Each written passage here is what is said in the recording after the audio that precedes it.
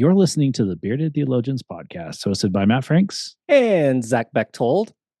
And we have longtime listeners, first-time guest on the podcast today. No, we have longtime guests, longtime friends on the podcast. We have Matt Rawl and Rachel Billups with us today to talk about a new book. Welcome, guys. Hey, we're glad to be here. Longtime fans. You missed the longtime listeners, sure. I didn't want to stretch it. I felt like frequent guest was the stretch. Longtime fans. I do think this is the hear longest. that, this is maybe my third time. Don't I get a mug by now? Like, Matt hasn't sent you a mug? No, Zach hasn't sent you a mug. He's the one that sends the mugs. Should I send her my mug? Should we just do That's what I was talking about, Matt. You just got to pass that down. Pass it around. In this economy, we'll have it made to you, and then I will bring it to you. No, I should sign it.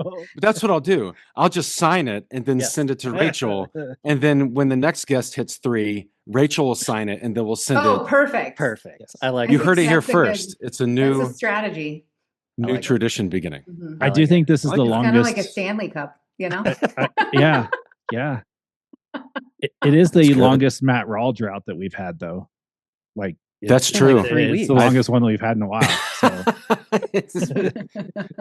It's been a whole season. Yeah. It hasn't, it's snowed. Actually, it probably has snowed since the last time I've been on, which was last Tuesday? Yeah. Since?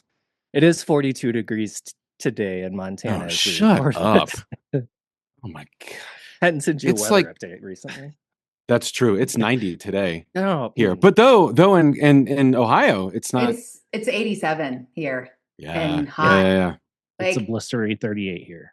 Oh, God. Oh my. Is the sun shining, Matt? That's all I care about.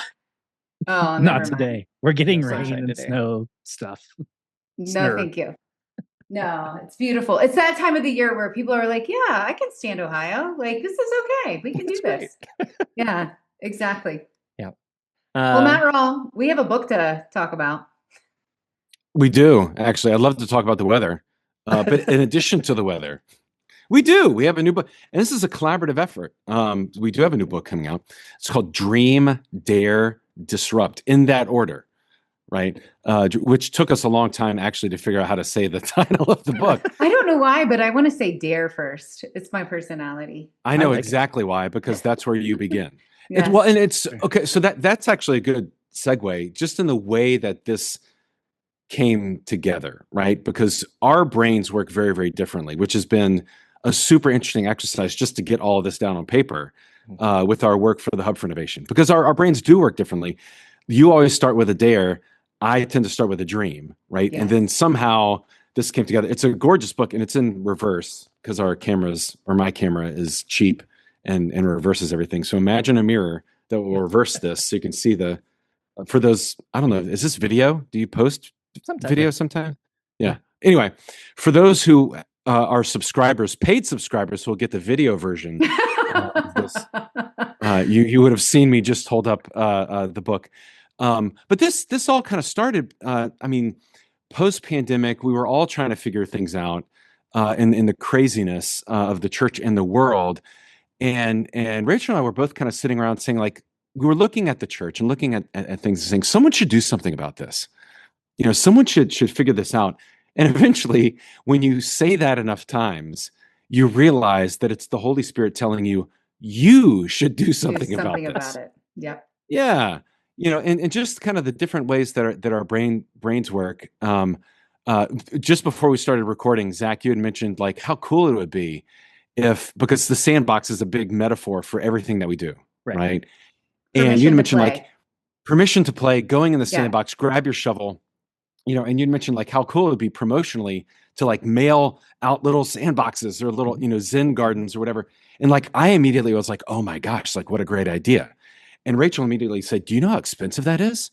And that's such a this slice. This is why we need each other. Exactly. Yes. No, and that's great, because my initial slice is I look at the horizon, I look at the sky, and I start dreaming, what if? And Rachel has a fantastic way of looking at leadership and practicality and so what, preacher? That's exactly right. You know, so right in this project, in Dream, Dare, Disrupt, because you have amazing leadership chops, Rachel. When you look at the world and you look at the need of what the church is looking at in the future, what are some of those leadership things that you immediately saw? And we were talking about this project. What are some of the things that you really wanted to contribute in putting this project together?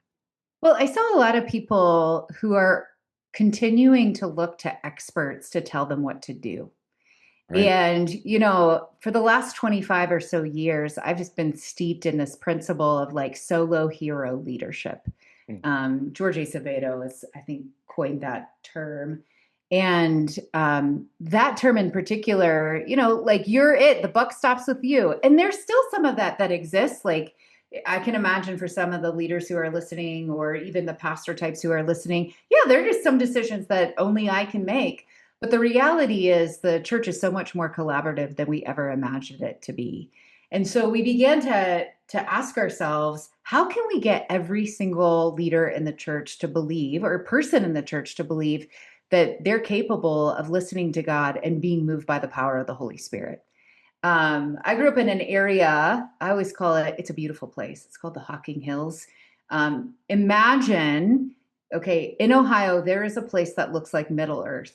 Matt, when you come, you're going to take a look at it. It looks like Middle Earth. It's absolutely gorgeous. Caves, canyons, waterfalls, forest, absolutely gorgeous. And that's where I grew up, but it was kind of a thin slice of life. And so I, you know, like sometimes people look at me as a leader, and I've served as senior pastor of one of our largest churches in the denomination, and they're just like, oh, you're so special. I'm not special. I'm a regular human being just like everybody else.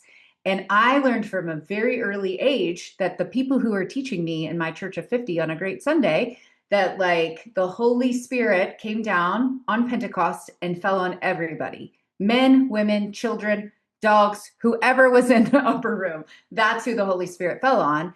And I actually believed I was capable of taking that Holy Spirit and moving into the world. And if that's true of me, that's true of every single person who happens to be part of my church. And so we, instead of thinking that we were going to like be the experts in the room, we began to say, what are the questions that we need to ask? How can we be guides? That's all we are, not experts. We are guides in this process. How can we be guides and help every single person who comes across our material begin to believe in the faith that's within them? Believe that God is big enough to pour that faith inside of them, and then they can work out of that faith. And Matt, we began with some really interesting questions, like, you know, super technical stuff, like, what are you curious about? So talk a little bit about curiosity and kind of where that led us. Yeah, and you know, with Rachel's experience of leadership and collaborative and adaptive leadership, kind of her roots in the forge and the furnace of where she came from in terms of Ginghamsburg. My roots were really in curiosity. What if, especially where curiosity is being policed? I've always been intrigued of what are the limits of your curiosity, right? Not only kind of the metaphor that I use is, you know, if you're interested in Shakespeare in English class, you're going to be a straight A student. If you're reading Shakespeare in math class, you're going to be a nuisance to everyone around you. But that doesn't mean you're in the wrong place, right? You may be finding new connections between computer code and the Bard in, you know, Shakespeare that no one's ever thought of. And you might be a pain to everyone around you, but it's a necessary pain, right? Not only those boundaries of curiosity in the context where you find yourself, what are the boundaries that you have placed on your own curiosity? Not just in the church, but in the world, about your own of self-discovery, about who you are, right? So in this new era of the church and how we are navigating as we're canoeing the mountains, you know, so to speak, there's this curiosity heartbeat of going across landscapes and terrain that perhaps we've not even considered before, especially with some of our super friends. That's a term that we borrowed from Chris Heckert. Like I said, we're not the experts, but we do have really great people that we know, including you two Fine. Wouldn't go that Never far. But I do I want to push you because I think like we are capable of more than we ever imagined, especially if we leverage our energy together, if we leverage our gifts together. And so, I mean, Chris was just like, I need to be your super friend. I want people that we can connect with. And so we started compiling a group of people, and we have almost, Matt, when it comes to asking people to be a part of our podcast or asking people to be a part of what we're doing with MTSO, the Methodist Theological School in Ohio, I don't know that we've gotten a no. A lot of times we might say, not yet, I'm too busy in the season, but please ask me again, but not any no's because people really want to help people. Church leaders who, I mean, come on. Sometimes when we think people are church famous, that's not famous. But anyhow, those church famous people, they really are wanting to talk about their experiences and not just the highlight reel. They want to talk about the struggles that they've had in terms of like personal life, spiritual life, but also this is a post-pandemic world. If you can say post-pandemic, it is chaos. We don't know what to do. And how can we work together to figure out how to get from here to there? So, Rachel brought this leadership angle. I kind of brought this curiosity, and then as this kind of heartbeat and this rhythm was forming, we've landed in this place of entrepreneurship, of like this next step in curiosity, leadership, and then entrepreneurship. And kind of my favorite part about this whole journey is how we really disagreed about what entrepreneurship meant. We disagree a lot, Matt. We should just say that out loud. We do. We do. And it's fantastic. We get mad. Which is great. It's great. I get mad, you get more confident. That's really how that really goes. Is I get mad, you just get more confident. Well, that's kind of really true. It's right. No, it's true. I love that because like I get more angry and you just get more confident in your position. But entrepreneurship is a really great example of how this happened.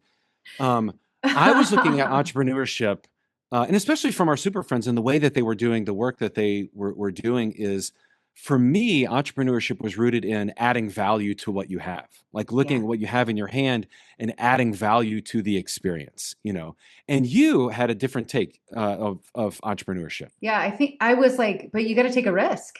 You got to be willing to take a risk. You got to get over your fear and do the thing that you've been like, the Spirit's been pushing you to do. And so we recognize actually we need both of those things. So what risk are you willing to take that adds value to the place that you find yourself in? So it's not risk for the sake of risk. It's risk for the sake of adding value to the organization, to the church, to whatever kind of piece that you're working on. And sometimes, go ahead. Just like you said, adding risk not for the sake of risk, but also sometimes your ventures don't add value in the sense of like more people and more resources. Correct. You've gained knowledge through your own failure. So failure is sometimes the richness of the experience, right? And would you say that added value to? No. So we needed both of those things to come to a fuller picture of what entrepreneurship is in the life of the church. I think about recently we had Amy Aspie. She's a pastor here in West Ohio on our podcast. And she was talking about how she started a church out of this yoga worship. Yo-O is what she called it. And she thought that was going to be at the center of what they were going to do forever. Like that was the thing. And it is still a thing that they do maybe once a month, but it's not central to who they are. And so if she thought this is it, if I fail at this, if this is not the thing, then I'm not going to be able to move forward in this venture. She was an entrepreneur who was willing to say, this worked, this didn't work. What did I learn? Versus, like, oh my gosh, this is not the perfect picture of what I had imagined it to be. The other piece that's really interesting about entrepreneurship, almost every single church leader that we talk to, laity, clergy, you name it, they do not want to embrace the title entrepreneur. Yeah, that's fascinating. I don't know if it's because it feels like unless you're in tech, unless you're like in a startup, you're not an entrepreneur, which is all hogwash. Like the reality is, if you're trying to start something new, you're an entrepreneur. And we see this throughout scripture all of the time. Jesus does some things that are a little like make me want to throw up in my mouth a little bit. I mean, if you think about Jesus is sending out the 72, it is very early on in ministry. And there are 72 people who are going to do some things that could mess people up spiritually a little bit. And so as you read through those scriptures, you're like, Jesus, whoo, you talk about a risk and then it adding value in the future. Yeah. But we in the church so often feel like we've got to overtrain people and overtrain people and overtrain people before we can send them out because we don't want them to do any harm. Now, don't misunderstand me. There has been plenty of harm done in the name of the church. So I'm not advocating by for highly harm. trained people. By highly trained people. That's and so right. sometimes I feel like we're just so afraid to give people an opportunity to risk. And Matt, you talk about all the time. One of the reasons is because the margin of error is so thin and we don't want to take those risks. Yeah, no, and I love that story about Jesus sending out the 70 or the 72, depending on how you're reading that. And to add a layer, Rachel, to what you were saying, it's not that they want to be blamed. We don't, or the systems that we have, we don't want them to blame us for sending them out. So we put them through all these rigorous things, kind of as a CYA of us then sending them out. We don't want them to blame us for sending them out. And yeah, like there was like, they did not submit a Bible study and a sermon to the Board of Ordained Ministry before Jesus sent them out. You know, and Jesus sent them out with almost nothing. With nothing, right? Yes. Oh my gosh. Like talk about risk. Yeah. But then that entrepreneurship, and my favorite, you had mentioned yoga. I raised my hand on the Zoom. Sorry about that. Good job. Just, but thank you for giving me the floor. One of my favorite examples of that is Kristen Cooper in terms of letting the thing be the thing. Kristen Cooper does a thing called Coop Soups, where they make soup and it goes to farmers markets and she brings people into the kitchen to help prepare the soups. And I asked her in our podcast, so what happens if you like make a soup and someone is allergic to the soup, or no one can have it? And she goes, well, then we put the soup to the side. I was like, but your whole paradigm it's called Coop Soups. Like your whole paradigm is about the soup. She goes, yeah, but that's not actually the thing. The thing is the relationships that we're forming. It's I was about like, belonging. oh my God, dear church. Yeah. Like, what are we willing to move to the side, even if it's in our logo? Like, what are we willing to like move to the side for the sake of relationships and transformation? Like, oh my gosh, we have learned so much through the process of our own process. It's so meta in that way. It's so self-referential and so meta that we've learned a lot through our own process. And all of this then points to innovation at the end, right? And kind of we've defined innovation as where creativity and utility meet. Or to put it another way, what is uniquely you or what is uniquely your community, but is also useful to the people that you're serving, right? If you have something that is unique but not useful, you've created art, which is important and beautiful and needed, especially liturgically. If you have something that is useful but isn't unique to you, you've created an efficiency, which is also important, but ministry happens, transformation happens when those two things collide. When it is uniquely you and your spiritual gift, and it's also useful to the people in your charge that you're serving and in community with. And that's really where like all of this then points to this place of discovering what is uniquely you and useful to your people. And really cool things are born in those places. So we are returning to the Bearded Theologians podcast. You are not in the Sandbox. Right. So, no, that's great. That's why we love having you all on. It's like we were watching them play in the sand and we just it get to was sit really on the great. side. Just watch, right. That's exactly why we have you all on, because it's what we do, right? Having these conversations and like you say, being willing to come with the idea, come with an understanding, and collaborate in that, and let the rough edges rub up against one another and come out with something you weren't expecting, right? And you talk about the entrepreneurial church and pastor, and yeah, that's people have a hard time with that inside the church, clergy and lay, for the same way that people ask a lot of people in ministry, do you see yourself as a theologian? And often the answer is, oh, no, I don't. because I don't have the training, I don't have this or that. Oh, are you sharing the good news? Are you Right. digging? Of course you're a theologian, right? Like that's often a conversation or a question that people ask us when we ask them to be on the show if they're not clergy, right? Well, oh, I'm not a theologian. Yeah, you are. Come on, let's talk about it, right? And unpack why that is. And having those conversation partners like you guys have, like Matt and I have, is huge. You call them the super friends, I call them the circle of trust. And who do we let in the circle of trust, and how does that expand and grow what we're doing and ask questions we hadn't thought of yet? I love that idea. I mean, we are a connectional system in Right. our denomination. Why aren't we leveraging that connection beyond our like local and regional and even, annual conference boundaries? It's all right there. It's all right there, right? Yeah. Before we hit record, we were talking about how big the Mountain Sky Conference is, and covering Colorado, Montana, Wyoming, Utah, and a church in Idaho. We have to be connectional, right? We Yes. can't cover that much geography as United Methodist and play in our own little sandbox and hope that nobody takes my shovel. Yeah. We have to share, we have to collaborate, we have to do those things together, or we're just going to go by the wayside. We're going to hope that we did something cool and watch it go anywhere else. Mhm. You said something interesting that I hadn't considered. So in Dare, Dream, Disrupt Part 2, I'm going to quote you, Zach, because this is great. And I had not considered this in terms of how sand can be an irritant. So we're in the sandbox and we're talking about being creative and building things, but also like sand can be irritating, but it also refines, right? So sandpaper, or the sand that gets into an oyster that creates a pearl, right? So there's also this idea of the difficult work and the sweat equity that happens when we are innovative, when we are entrepreneurial, when we do the difficult work of failing well. The sandbox isn't all fun and games. I mean, they're actually, sand can get into places where it can be really irritating. But also on the other end of that can produce something really, really important. So great point, Zach. That's Thanks. Fantastic. I just host Wow. podcasts, that's all.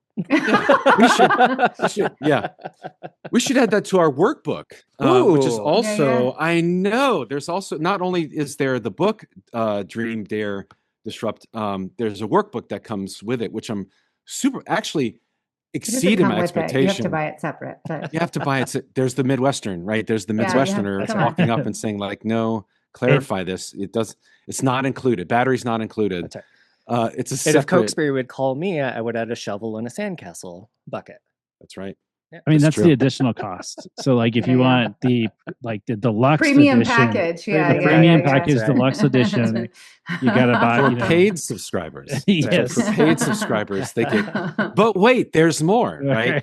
But no, there's a workbook that actually walks through some of the more practical exercises in the book itself, which is really helpful.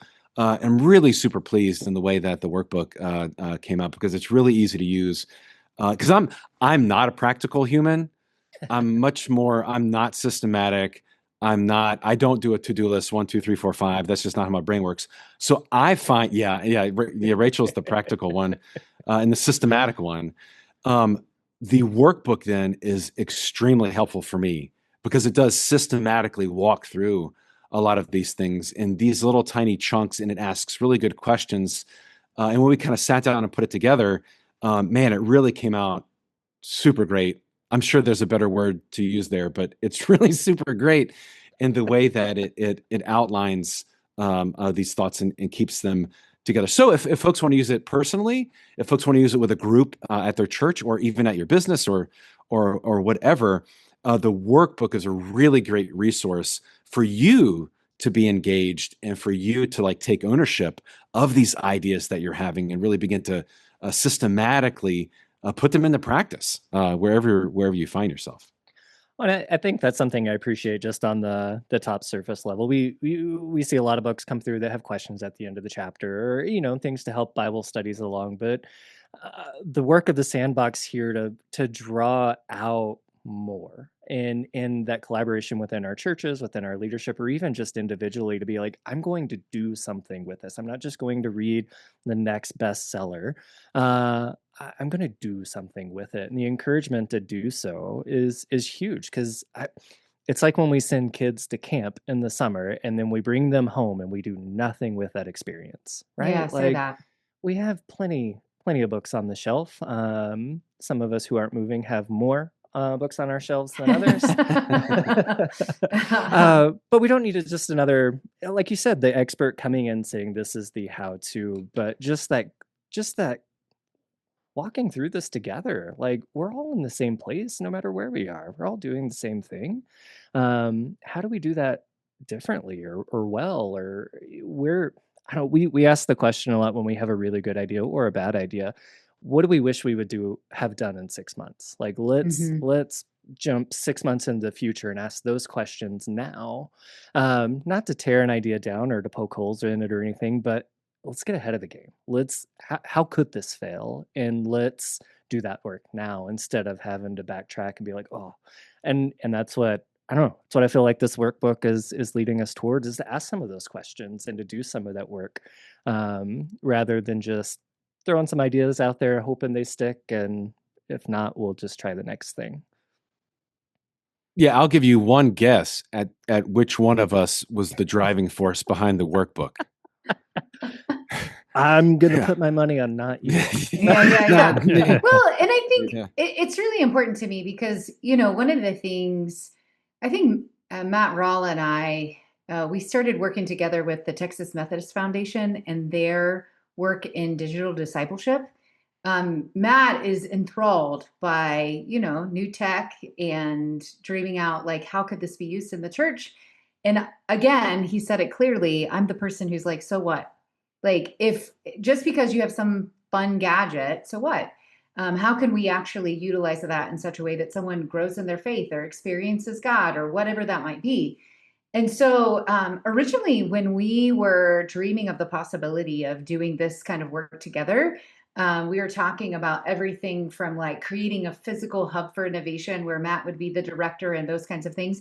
But as you can imagine, annual conferences don't have big budgets for like physical locations right after disaffiliation and the pandemic. And so they were like, we got our blessing from particularly the West Ohio Conference and said, oh, you're going to do what you want anyhow. So why don't you just try it?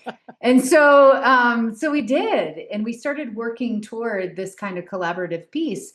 But for me, Matt is an ideas kind of guy. Like, he can generate a lot of ideas. He can think about. But for me, I'm just kind of like, but we have to be able to finish something. And so I'm a person like, we all have to be self-aware. And I think that's really important as leaders and clergy and laity. We got to be self-aware. I am a person that is obsessed with finishing everything I start. So if I start a book, if I start reading a book, you better believe I'm going to finish it, even if it means I have to skim through it to finish it because the book is absolute garbage. I'm going to finish that book, or I'm going to listen to it at 4.0 speed, whatever it might be. I'm going to finish that book. And so I say this to say, everybody brings a different gift to the table. Mm-hmm. And that's why when we're talking about leadership being collaborative, when we're talking about, having these ideas and thinking about how do we get from here to there, that team is so integral. Because there are a lot of gifts that I don't bring to the table, or even gifts that Matt and I don't bring to the table. The other person that's been such an incredible partner is April Casperson. April serves as the director of admissions. She's basically a VP of admissions at MTSO. And she has been such a conversational partner, even pointing us to networks that we didn't even know existed or that we had access to. So again, we have used this process of like curiosity, leadership, entrepreneurship, innovation in our own ministry to say, how do we work through this process? Now we're getting ready. Actually, Matt and I are getting ready to start a DMin, Doctorate of Ministry at MTSO to get even deeper in this process that we're working on, we're doing, our emphasis is on innovative leadership. And so how can we take what we have already learned and then deepen that learning, not for the sake of ourselves, because that's no fun, but for the sake of the church Big C, like, and the people who are going to be coming in after us. Some of this work started because we recognized, whether we like it or not, we're not young clergy anymore, and I happen to be one of the most, I know you guys are all laughing. I happen to be one of the most invested in persons when I was a young clergy. And when I turned 40 years old, I was the senior pastor at Gingham Circle. I was looking around and I said to myself, what now? Because there isn't, friends, an up from this, right? Like, what now? What are you supposed to be doing now? And I really feel like I clearly heard the Lord say, it's time for you to invest in other people. Ain't about you. It's never been about you. And so how do we leverage our privilege? Because we've got it. How do we leverage our platform? How do we leverage our influence for the sake of new generations? And I don't mean that just age and stage. I mean new generations of leaders and laity who are coming up, who are going to be moving the church into its future. And that's something that another one of our super friends, Derek Scott, said, that, for example, the best leader for Gen Z is Gen Z, right? So it's our job to equip and get out of the way and create an environment, right? And that's part of the method of the madness of all of this. Is the workbook. It's not for Matt and Rachel have to lead it for it to be successful. That's not the point, right? The point is to equip and to get out of the way, and for leaders to organically rise up collaboratively in these places and spaces to give rise to their own flavor. I mean, I was just talking about it because graduation's on my brain, because like 'tis the season, right? And you're seeing all these people walking across the stage into this new era. Derek said, what we find innovative is their regular life, which I thought was so, it's so profound to me that Derek said, they come in and we're like, oh my gosh, this is such innovative ministry. And they're like, no, it's just our regular means of communication. Right. So yeah, we're not getting any younger, and it's our job to equip and create an environment and to kind of get out of the way and allow, for example, Gen Z to lead Gen Z, and not expect us to be the solo hero leader, for us to preach at them and to them, so that they get it and that we are reproducing younger versions of ourselves out in the world. That's a disaster. That's disastrous, Anyway, looking at the landscape, bringing in people who are not us, because we also, we have white faces, right? And we need to bring in diversity and other voices and other vantage points and other perspectives, not only in terms of age and stage, but across the spectrum, to inform what this beautiful thing we call church is, for the transformation of the world, and that's really what's behind this entire endeavor. I wonder, it's something I've experienced here in Bozeman, and I'll name the privilege of being in a size of church where I have staff and I can bring some folks on to help that aren't me. But for 4 years, I've been trying. Our gap has been small groups and just the little affinity places in our church that people can connect to. And I've pushed it in sermons. I've pushed it in things. Come do the thing with me. Here's a leader. Blah blah blah. Hired a small group connection leader in January and blowing the doors off of it because it's not me. And I don't think it's because I'm unapproachable. But I think everybody sitting out in the congregation goes, oh, he's way too busy to entertain this conversation with me. Like, I want to start this group, but he's got too much on his plate. I'll never get time, blah, blah. Not true. But also, it took a fresh face of somebody saying, this is what I do here, and crushing it. Like, I wonder if you all in this work have seen kind of a similar thing, that when it's not you, people are like, oh yeah, I got this. Like, let's run with it. So I went from having a staff of like 50 people to being the only full-time staff person in my staff. And so you can imagine that on my first Sunday, when someone asked me to pray a pastoral prayer and told me that they wanted me to specifically pray for something and told me the 7 people that they were related to, that I may have like walked into my office and said, what the hell did I just do? Right. You know, so I say all of that to say very quickly, I had to figure out how could I function in this place, because I had systems for a church of 1,000. Right. Sure. And this was not a church of 1,000. In fact, when I first came here, we were averaging just a little over 100 people. So I very quickly began to say, how can I start empowering people? And no matter who God sends me. So I have I just figured out this week. I live in New Albany, Ohio. New Albany is the place where Intel is putting their $20 billion chip plant. This is the town that Les Wexner built, which that's an interesting sentence in and of itself. So lots of wealth here. We are the 5th wealthiest suburb in the United States of America. And that means actually that if you look at the demographics age-wise, we tend to be a little bit older because of affordability. The average house is $1 million in this neighborhood. Right. And so I began to I just think it's important to know the stuff. You got to know the stuff. You got to know what's out there. You got to know your community, what's happening here. And so I have this bumper crop of retirees who are like retired CEOs, retired CPAs, retired surgeon who worked for the Obama administration, retired clergy, you name it. And I'm like, hey, let's have a coffee. Let's talk about what your passions are, what you can do, how I can maximize you and your giftedness for the sake of this faith community.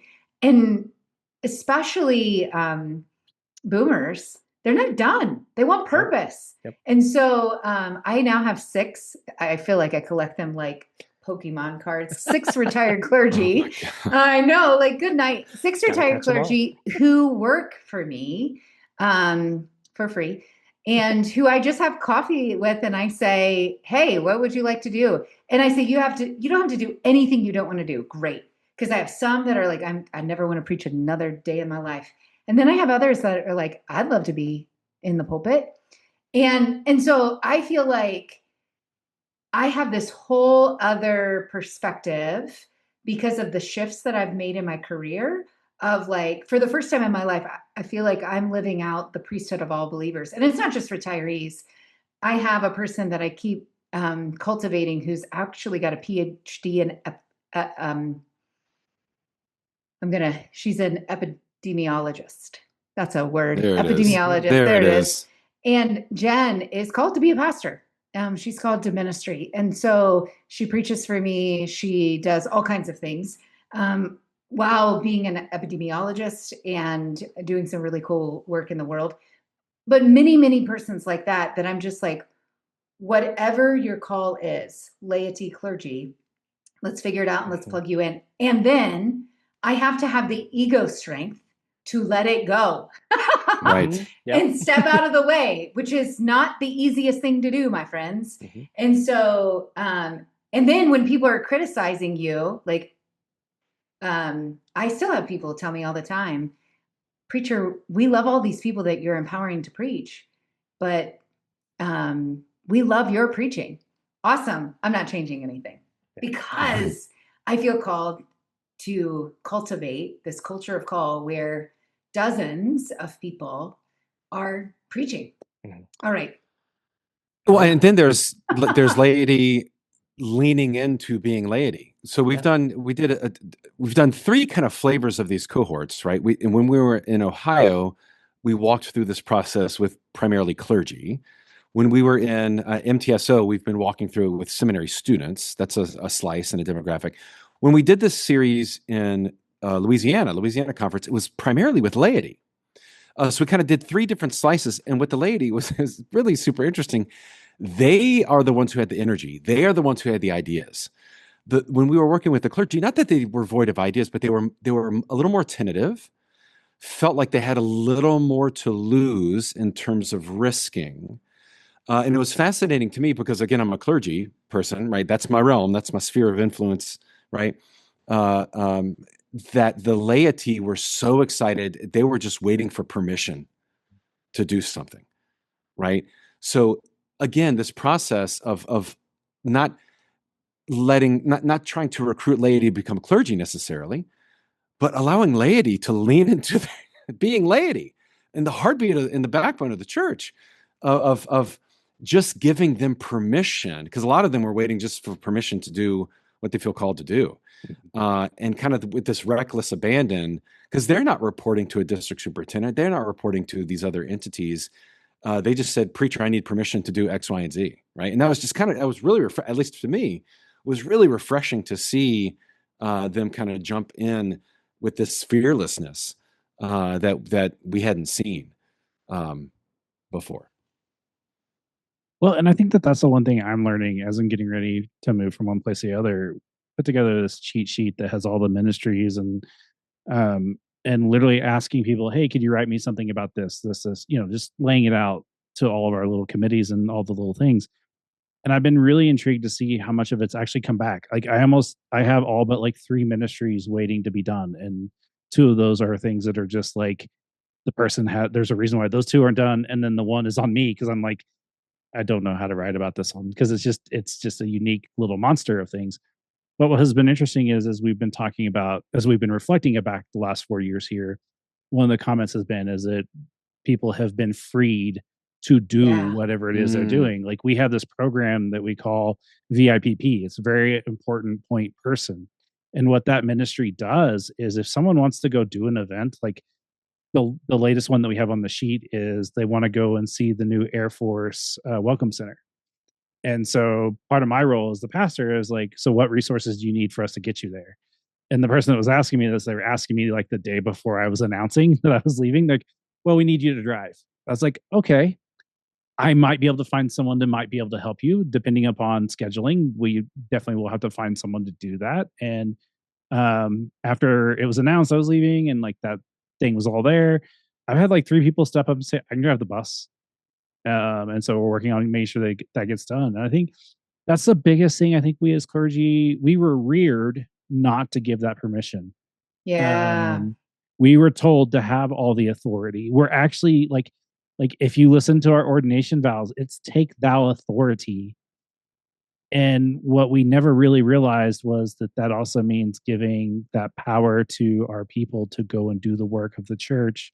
Because let's be honest, the work of the church was at its best when clergy, we were literally riding around on a horse from church to church when we'd see them once a month. Yeah. And I think the more we can not only give permission, but give it like maybe point them in directions of things that are going on or people are doing and saying, hey, look, they're doing this or they're doing this. And like, go learn about that or, or something new. And I also think there's also power in not showing up. Like, I think sometimes we overcommit, we over show up. And I know I'm calling the black on this one, but it's one of the things that I've done is literally back off on a few ministries that the pastor normally showed up for, and just said, "Hey, if you need me, I'm here. Otherwise, I'm going to go do something else." It's not that I don't believe what you're doing. It's not that I don't care. I will talk it up to whomever I need to, but I don't. You don't need me in that space. And I think sometimes if we can pull ourselves out of the space, we can find and give our people that permission. Like I just think we don't give permission enough as much as we should. 100%. And I think, Matt, you're speaking so deeply to the fact that like we've been taught in a particular way and it's hard to unlearn. It's hard to unlearn because some of it, there's some shame, some downright shame. Like, oh my gosh, if I don't show up for this, I'm going to feel shame because I'm going to disappoint this person or this person or this person. And the reality is we disappoint people all the time. They need, like they need to do the thing that God's calling them to do. The other piece that I want to speak to a little bit is that, you said you went back to a time where people were riding around on horseback, and we're talking about unpaid clergy persons, right? And the economics of the church are ever changing. And I can imagine within my lifetime a scenario where very few people will be paid full time to be clergy persons. Mm-hmm. And so bivocational ministry is the future. And in fact, bivocational ministry is now. Most of us have multiple income streams that are not just like what we do in the pulpit. That's becoming an ever-present reality. So I think part of the work that we're doing here is trying to help people also think about like, how do we do church in such a way that the economics, as they change, it's a sustainable way and it's a sustainable model of doing church for the future. Yeah. We talk about that tucked away in chapter 3, about 3/4 of the way through. So a little teaser for the book. Yeah. Assuming that's disrupt. Yeah. Well, it does Yep. disrupt when you bring it to the finance team. Sure does. Right? Yeah. Sure does. I think I appreciate all that you all have shared and just brought honest conversation too, right? Like we're having the conversation, been having the conversation, what does it look like to be bivocational? But we're not having it with we're not having that conversation with a level of hope and certainty and dreaming. We're having it out of fear, right? Yeah. For the same reasons that we hold on to, well, I'm going to do this as the pastor, and I'm going to do this, and no, you can't have that, because we're holding on to it out of job security, out of fear, out of nope, I was trained to do it, you aren't. I'm unwilling to let this go. We're holding on to it out of ego. Name 100 different things, and it's likely correct, and something we felt, we've said, we've done intentionally or not. And so to even have the conversation honestly of like, no, this is the direction we're going. This is who we're going to be. This is who we're called to be. It's who we've always been called to be. We're just dealing with it now because we live in a world that's changed so drastically in the last 10, 15 years and continues to do so. And we can't stay the same. We can't stay the same as people. We can't stay the same as the church. Our communities aren't staying the same. So we have to get not ahead of the curve. We just got to catch up. And not having the conversation, we're just going to get further and further behind and stick our heads in the sandbox and not do a damn thing.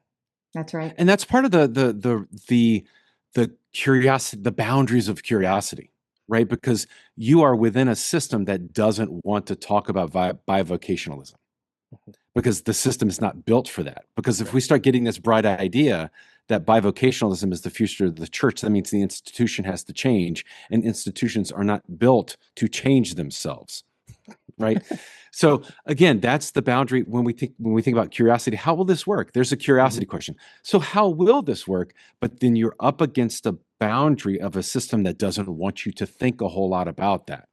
Make it work within the system.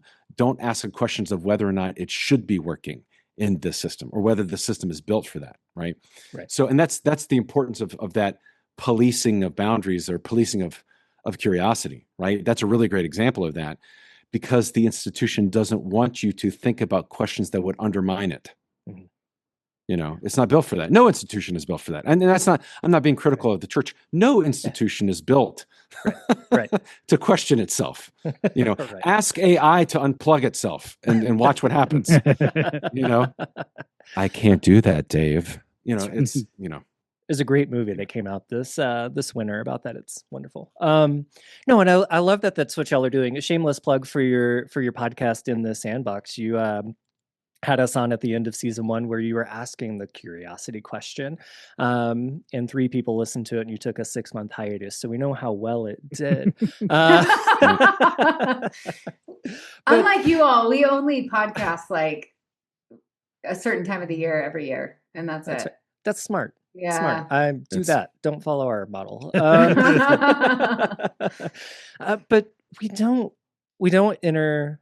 That's what was so interesting about that conversation, or even just the question to think about curiosity and what we do, because we don't talk a lot about or lead with curiosity in a way that's helpful or hopeful. Our curiosity often leans in, how are we going to keep the doors open? How are we going to keep the lights on? How are we going to not run everybody out of the church for one reason or another?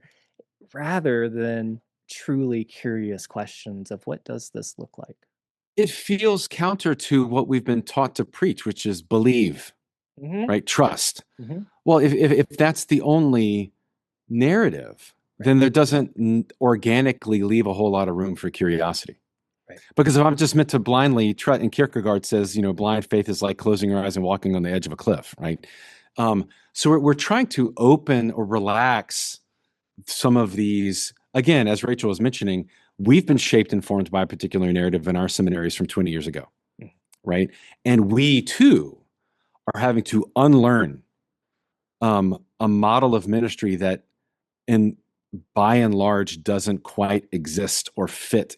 I was an amazing youth director 25 years ago, like a really great youth director. And it's such a pill of humility to swallow, to recognize that it just doesn't work like that anymore. I have that conversation with my youth director all the time. I'm so glad it's you and not me. I can't do it anymore. I just don't. Because like back in the day, like, well, just throw a lock in, and your group will grow. And then now it makes me cringe of like, oh my God, having 30 youth spend the night in what's wrong with you? Like, I can't believe that was a thing. Ever a thing. Yes.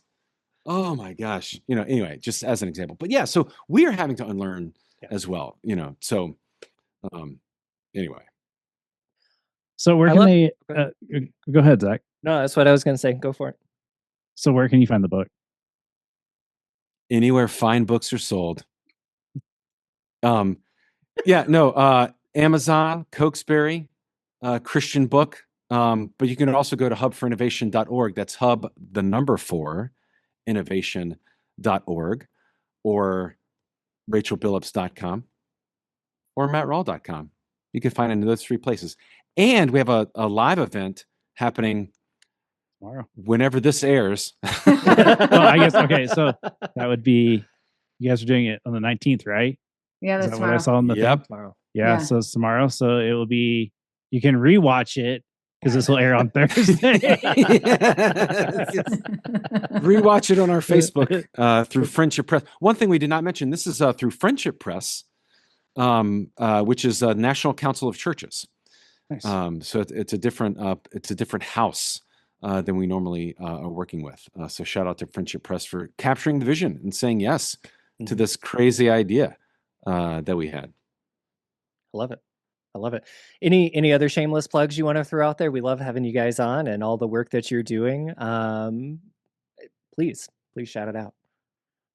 We're going to be at Leadership Institute together at Church of the Resurrection, September 29th or 28th through October 1st, something like that. And we'd love to see you there. And we're going to be bringing our book and our work and doing kind of a mini workshop with people. So it's funny. It's funny you mentioned that, because Zach and I are going to have an underground Church of Leadership Resurrection at Joe's Barbecue. And so we'll have the counter Leadership Institute of how not to do things. So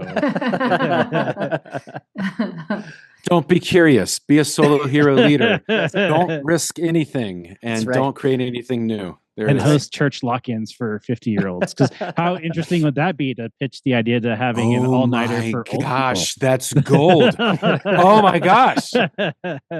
I kind of love that, like a boomer night I out. think it's so funny that you guys are all getting excited about that, and what we call those are women's retreats. But go ahead. I'm like, are you? Oh, this is just an example of how men just don't know how to be in a relationship with each other. What right? That's funny. That's just like Derek was saying, like when young people, we're like, oh my God, that's so innovative. And young people are like, it's just a regular Tuesday for us. We're like, oh my God, guys, this is a great idea. And Rachel's like, yeah, it's called women's ministry, you jerks. Like, catch up. I definitely think that's a great place to land for us today. Listeners, we're definitely thankful for you and listening. And we definitely have where to get the stuff on our show notes. And so we're thankful for Matt and Rachel sharing their time with us today. So for the Bearded Theologians, I'm Matt Franks. I'm Zach Bechtold. Thanks for checking us out. And like this video. And push that thumbs up. Thank you for listening to the Bearded Theologians podcast. Don't forget to like, subscribe, and share on all social media outlets. You can check out old episodes and more information at beardedtheologians.com.